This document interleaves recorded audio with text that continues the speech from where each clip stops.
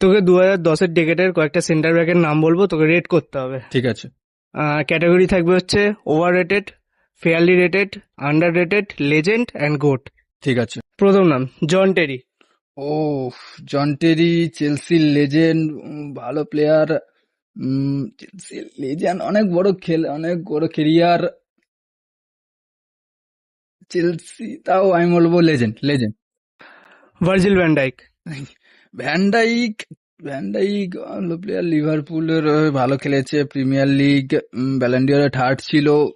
Van Dijk underrated. Under. Diego Godín.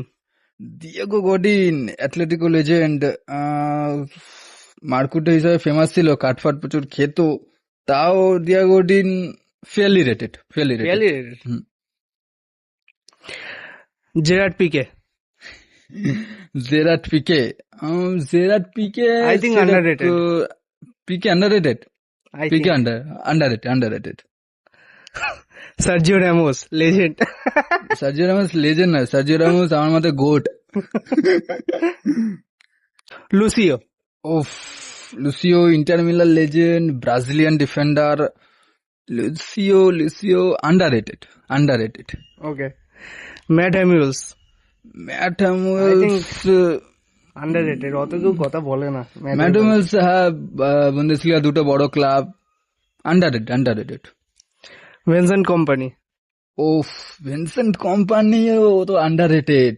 তাও I think fairly rated. Fairly rated. Giorgio Chiellini. Overrated. Overrated. Chiellini একদম অতটা ভালো defender নয়। ওই ইউরোতে ওই সাকার ওই একটা incident. Overrated. And the last, David Luiz. David লুইসও ওভাররেটেড। Overrated. ডেভিড লুইস বড় ক্লাবে খেলেছে, তাও আমার মনে হয় ডেভিড লুইস ওভাররেটেড। Okay.